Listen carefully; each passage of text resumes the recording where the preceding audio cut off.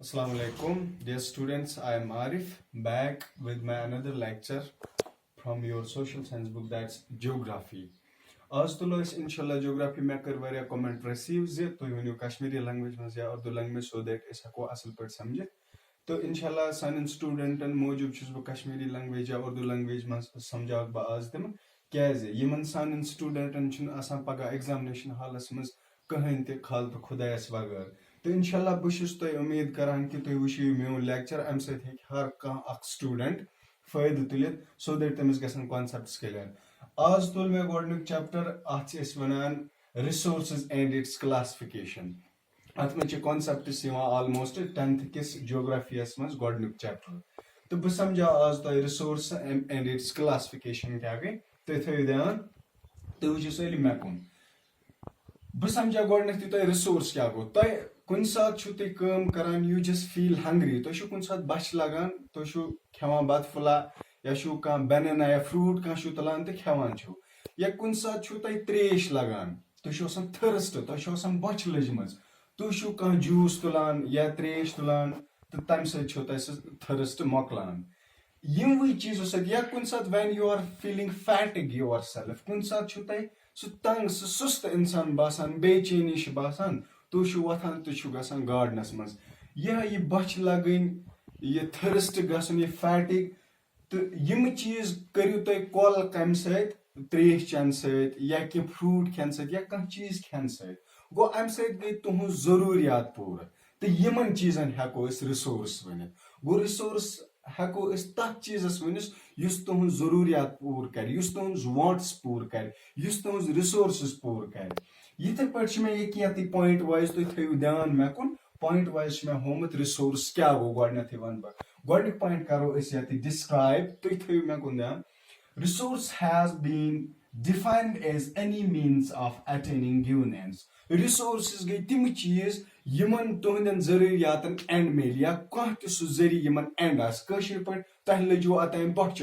तुम खो ूट या कह फ्रूट खो गो तम सत गई तुहज बच and go that's here resource सह रिसोर्स मान तो second point resources are typically materials, energies, services, knowledge or other assets that are transformed to produce benefits. या resources वनो इस तिमन चीजन ते materials, energies या service, knowledge or other assets या बी के asset गई सु कह चीज या property या कह value आस तिम सारी चीज that are transfer यम ट्रांसफॉर्म करो so that तिमो सत मिल असे फायदा तो तिमो चीजों मज चीज कह जस्ट लाइक वाटर सह चीज अम तुम जरूरियात पूर गसान अम तुम वांट्स पूर गसान क्या वाटर चीजन लगा जरूरत गो यह एक्ट एज अ रिसोर्स करान just like air air oxygen air सन लाइफ एग्जिस्ट गो अम सन बेसिक नेसेसिटी पूर करान दैट्स वाई अत वनो resource land soil sunlight forest wildlife fishes all other these and etc यम सलिम गई सान खतर रिसोर्स क्या यम सन basic facility basic wants basic necessity सान पूर करान तो फर्दर तो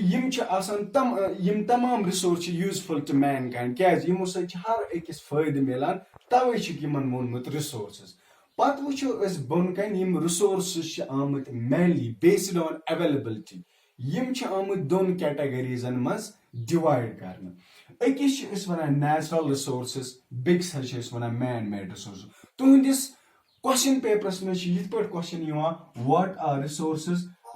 what are natural resources and man-made resources तुहदिस क्वेश्चन पेपर्स में what are resources what are natural and man-made resources तो हेकु ये पे नॉर्मली लिखित रिसोर्स कर डिफाइन ये पे हेकु तुम पे distinguish between resource and man-made resource और वी कैन से आर्टिफिशियल रिसोर्सन मज कर यह असल पे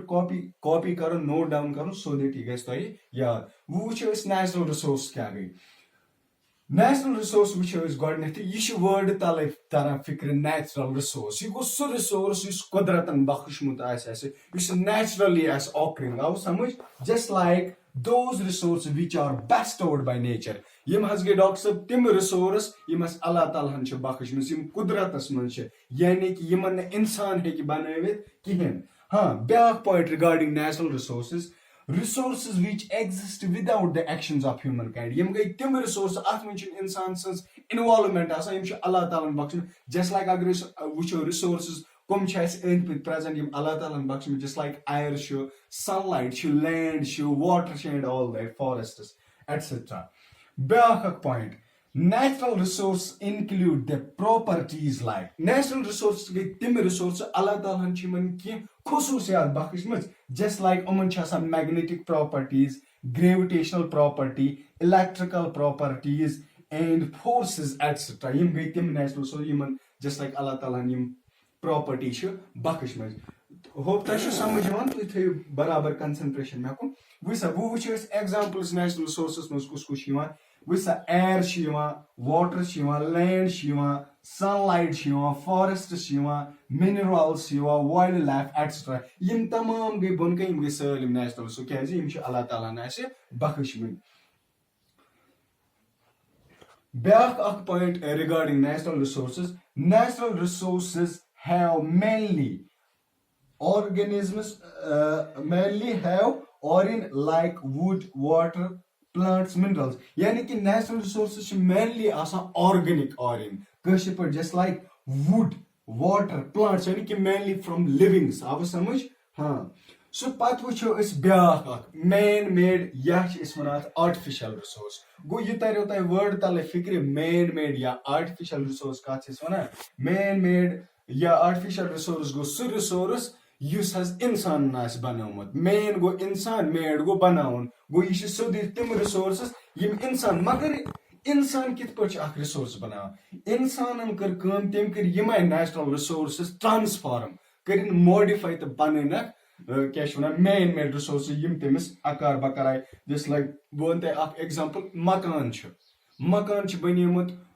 wood side bricks iron side tim tamam cheez use wood switch natural iron switch neral switch zamin tal kada go as kur natural resources istemal tar banayes man-made. So doyim point those resources which are created by humankind awa samajh tim resources yim insanan banay. Doyim point regarding man-made resources the resources which are not created by nature. Yim gai tim resource yim na Allah Taala bakhish balki askar yimai Allah Taala sin natural resources istemal te yiman keres create man-made resources. Aw samajh? Ha. These resources have been created by using natural resources. Yim gai tim resources askar istemal natural resource to tim keres modify timan banay man-made resources. Just like one the example man-made resource plastic vehicles guide natural ke houses bridges roads machinery table books all etc. Yim variya tim man-made resources yim insan zurat lagan. To pat further ak byak topic classification of resources. Normally is wichan yim natural resource yiman further ki variya classification magar toman ak basis us wucho common basin per natural resource and amats classification karna. First of all which is on the base of origin of resources. Origin of resources kaita yim kit pat ay at bunyas per resources z types. Ekis is one biotic, bekis is one abiotic. Biotic the abiotic kya gay yiman organic orinas, abiotic yiman inorganic orinas. Doyim basis renewable or non-renewable resources. Based on renewability, resources is classified as a renewable or non-renewable resource, or we can say exhaustible resources or inexhaustible resources. Renewable resource ge tim resource yim is be hako banayat once is karo use with efficient use be hako is tum renew karit. Non-renewable resource ge tim resource one is gay khatam pachini miwan be kya is yun be tahasha be kal pat kara yun istemal sna kharch karit yim banan non-renewable. Exhaustible exhaustible गई tим resources यम खत्म गसन just like अगर तुम iron छुना अगर तुम ये consistently बेताशा फजूल use करो ये गस once upon a time exhaust ब्या गो इनएग्जॉस्टेबल यम न एग्जॉस्ट गसन किहिन ब्याक a classification on the basis of क्या वनान स्टेट ऑफ डेवलपमेंट अत कैटेगरी मज अकिस वन पोटेंशियल रिसोर्स बेकिस वन डेवलप्ड रिसोर्स तो स्टूडेंट्स यह आसो तह यह लेक्चर आमुत समझ वुच तह काम करें यह लेक्चर मोर से ज्यादा शेयर कर सो दैट हर अकिस स्टूडेंटस निश वात तुम हेकन अम पे फायदे तुलित तो तुम हेकन आज यह वायरस मूजूब तुम स्कूल गसान ट्यूशन गसान तो अम सत वात तिमन वारिया फायदे यह सान उम्मीद यह मुहिम वनकस वारिया टीचर्स फ्रॉम डिस्ट्रिक्ट बांडीपोरा या ऑल ओवर कश्मीर होप तुम रूज यह वीडियो शेयर करान तह मिले अम सत इंशाल्लाह फायदे so that sun by Ben गसन कामयाब इंशाल्लाह so that their future will be bright inshallah and thank you